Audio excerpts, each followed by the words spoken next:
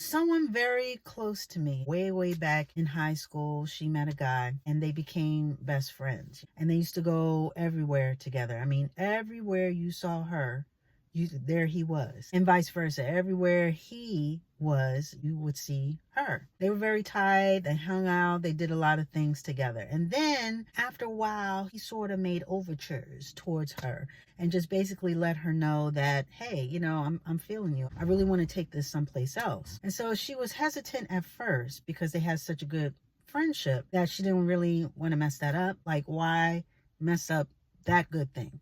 But he persisted. And so she gave in. They dated for a while and everything was pretty cool. And then they broke up. Things had changed. He kind of didn't know what he wanted and he wanted to do whatever.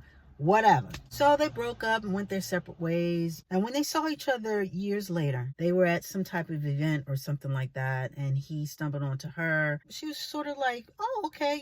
She sort of put the feelers out there to see maybe if he were interested in maybe reconnecting and rekindling, something. And he sort of poo-pooed it. He was sort of like, well, I'm doing this and I'm doing that. And, I just don't know. And so she left it alone. Years later, they found each other on Facebook and they spoke for a little bit, but nothing really substantial. How you doing? Okay, you still alive? All right, boom. Then after Facebook, he found her on Instagram. And he sent her a DM. He started liking some of her pictures and, trying to really make the effort, I guess, to reconnect. Well, come to find out, he's going through a separation and he was reaching back out to her because she was the love of his life.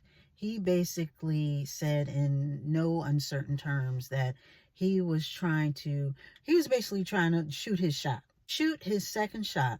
He had been thinking about her all these years. He wanted to reach out. He had been looking for her through social media. He had gone past her house and, all this stuff that he was trying to do to basically reconnect with her. So, needless to say, she was very taken aback. And though she was taken aback, even though he was going through a separation, she was married, happily married. So there was no rekindling, no recouping, no recoupling going to be popping off. Not at all. I don't know where everything stands right now. But basically, he missed out. For whatever reason, he wasn't ready when she was ready. I mean, he said some things, but, it's like at this point, it was like, but she was the one that got away. Couldn't recognize a good thing when he had it. And then when he didn't have it anymore, that's when he recognized it. And it was too late. This makes me think sometimes, because you hear that from time to time of people, you get together and maybe it's the wrong time, it's okay. Sometimes things don't work out right when you think they should, but you come back later because people have matured, people got their money together, people got, their senses about them, and now they are ready. But there are a lot of times when people just don't recognize what they have, they miss out on a good thing. So yeah, she was the opportunity. She was the one that got away. I mean, a lot of people miss out on opportunities because of fear. They don't want to ask for help, or they don't want to seem like they're in need, or whatever it may be. But you got to seize these opportunities. When the opportunity arises, you got to shoot your shot the first time, because there may not be a second time. I remember when I moved out to LA, and a lot of things were getting shaky, you know what I mean? But I had a goal. My goal was to get my SAG card. I had been doing this extra work. All this was new to me. So there were people talking, oh, this is how you get your SAG card. You got to do this and you got to talk to this person, this and that. Well, honey, I had tried a couple of different ways and nothing had worked. So time was drawing nigh because my money was running out. I had to go back to the East Coast to re-up and recalculate and get my stuff together. But I hadn't reached my goal yet. Now, I had a friend and she was basically a veteran extra as far as she had been doing the circuits, and she had her SAG card and everything. She knew a lot. Now back then you had to have like 3 vouchers or whatever to get your SAG card, and I don't think I had gotten any. I don't even remember. I really don't remember where I was in that status bracket. But I know that I wanted that SAG card. So anyway, long story short, my friend, she called me up. I told her about my predicament. I said, listen, I'm about to leave. I got to do this. I got to do A, B, and C. If there's any way that you can help me do this before I leave, that I would be so grateful, so thankful. And she told me, she said, well, you know what? I was supposed to show up on, or I'm supposed to be on this set for this particular show. What I'll do is I'll pass that on to you. So if you do this show, you'll have that SAG voucher so that you can get your SAG card. Honey, let me tell you, I showed up on that set, and exactly what she said would happen, that's how it happened. I showed up on the set, I signed my name, I did this and that, and at the end of the day, they gave me a SAG voucher, so that must have been my third one. She allowed me to get my third SAG voucher by letting me go in her place at this particular set, or on this particular set. Now, had I not asked, had I been, a little queasy in the stomach, or, oh, I don't want to ask for help, I'll just see no. Had I not asked, I would not have gotten my SAG card, at least not then. Before I left for Philadelphia, I wouldn't have gotten it. But I decided to shoot my shot.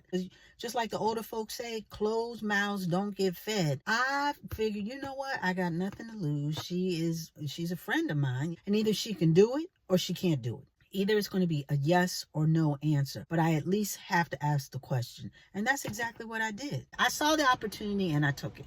And so with that being said, I just say all this to say, you got to seize the day.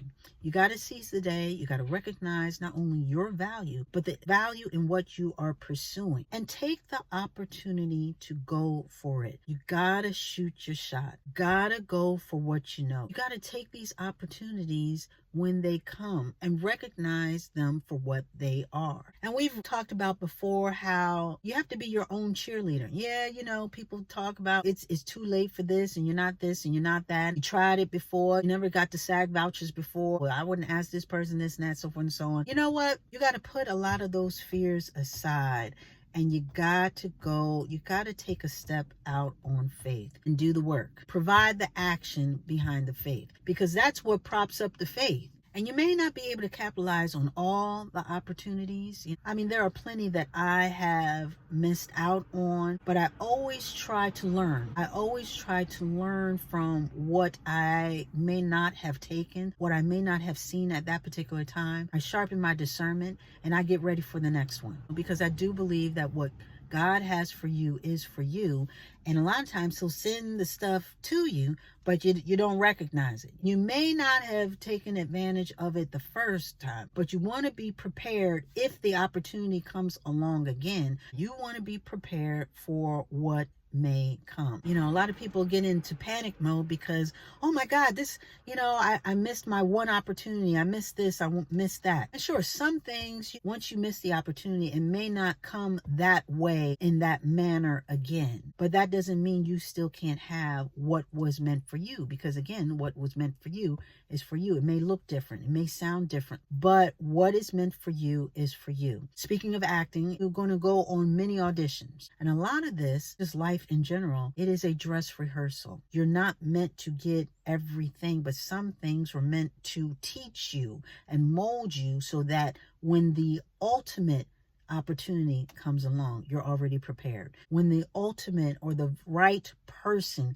comes along, you know how to treat them, you know how to accept them, you know how to forgive them. When the right situation presents itself, you'll be able to recognize it without even second guessing. When you only live one life, you got to take a chance, and you really got to shoot your shot. And you really got to take advantage of these opportunities. Spring is right around the corner. A lot of you guys have had a lot of ideas for a lot of years. It's time to thaw out those ideas that you've been sitting on all winter long, and to take the opportunity to really see these things through. Yeah, and you may have missed a couple of opportunities, but again, if it's meant for you, you may have to create your own opportunity and follow through that way. Had I not gotten my SAG voucher through her, had I missed that opportunity, I would have just created one when I got back to LA, meaning I just would have had to work hard and longer to get those 3 vouchers. But I do thank God that I recognized the first opportunity, recognized that I had to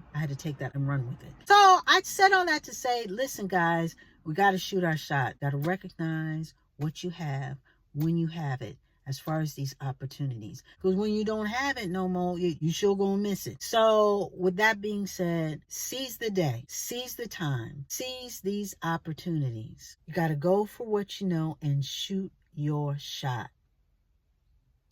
And with that, we are going to put a button on it.